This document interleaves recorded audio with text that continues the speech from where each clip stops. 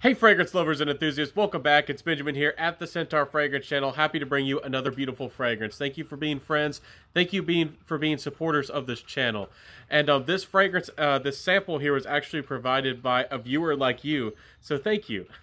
PBS. You know what I'm joking about. Anyways, this is a beautiful fragrance, everybody, called Moscow Mule. If you haven't heard about it, it was hyped for a little while, and it deserved the hype, and I'm going to bring it to you today. First off, on the top, you're going to get notes like bergamot, lime, and lemon, creating that beautiful trifecta of fruits, giving you a well-rounded, an accord of, almost fruity type of citrus. And it's quite likable, very happy, very cheerful. I have some Serrate on my hand here, and it's just lovable.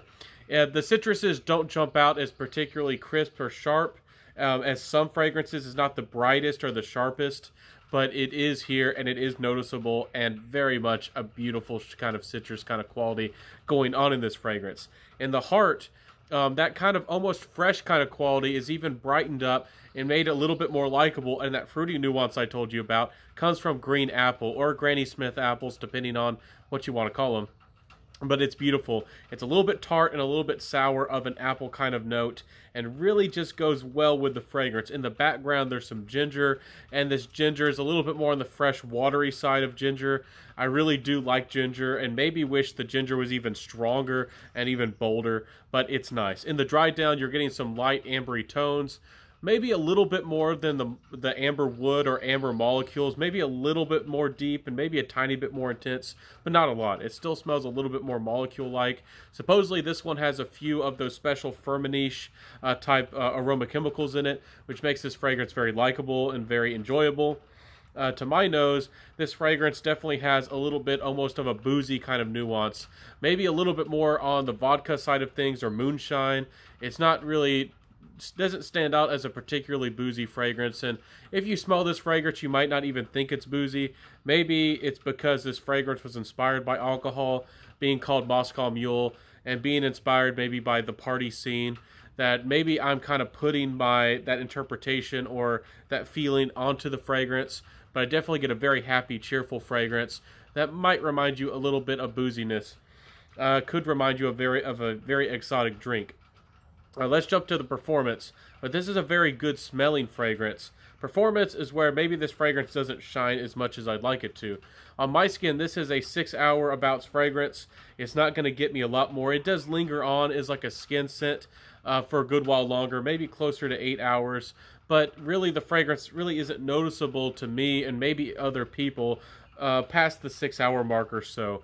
But it has good performance overall. It can get you through a work day, and it's definitely a little bit more of a fragrance that I would say is inoffensive and playful, but I don't know if I would say that this is office appropriate. It definitely has a little bit, it's not the most voracious or, bodacious kind of party fragrance in the world, but it definitely has that kind of party vibe. Maybe like somebody who has a little bit of that playful inner kind of beast inside, ready to tear off the clothes and jump off into the party scene. You know what I'm talking about. So nice, enjoyable fragrance. Reminds me maybe a tiny bit of magnolia at times, which I also find fascinating, and I love that smell of magnolia. But if you don't know the smell of magnolia, you might not even get, sense that in this fragrance at all. I detect that a little bit in the background. Maybe it's one of those ghost notes. Maybe it's one of those secret notes.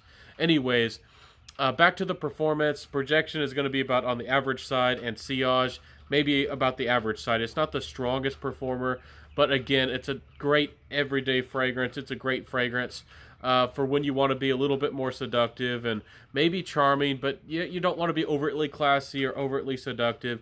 It's a fragrance that I think could be maybe dressed up, and you could get away with it depending on where you work, what kind of environment you're in, especially if you're, a bar lady, a bar waitress.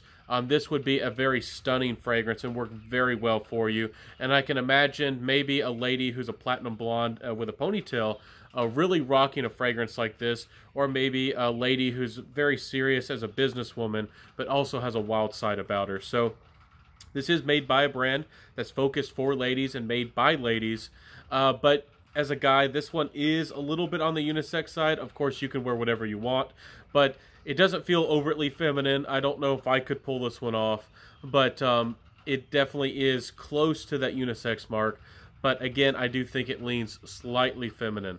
Anyways, great scent. I do wish it projected more. It is a little bit faint, in my opinion, on my skin. Maybe slightly below average projection. I said average, but maybe it's just not very detectable to my nose, and other people can smell it. It definitely has some of these interesting aroma chemicals going on in this fragrance. So, with the compliment factor, I did go out about wearing this fragrance. It did get me a little bit of attention, but not overtly so. I feel like this is the kind of fragrance that helps you almost make a move on somebody. Like, almost like you know, kind of slowly kind of entrap or kind of get somebody interested in you. It's not that overtly seductive, you know, stunner of a fragrance that's overtly seductive. It's not overtly opulent or smelling royal. It's not overtly classy.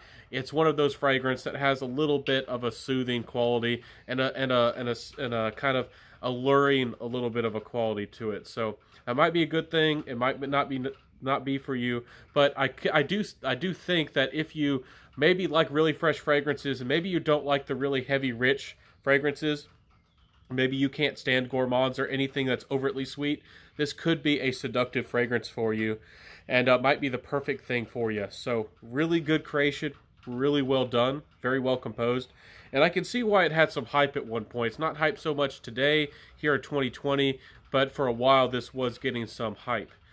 Anyways, my final thoughts with the price. If you pay full retail, it'll be anywhere from $160 to $180. You can find this at some discounters on the gray market for anywhere for around $70 to $80 right now.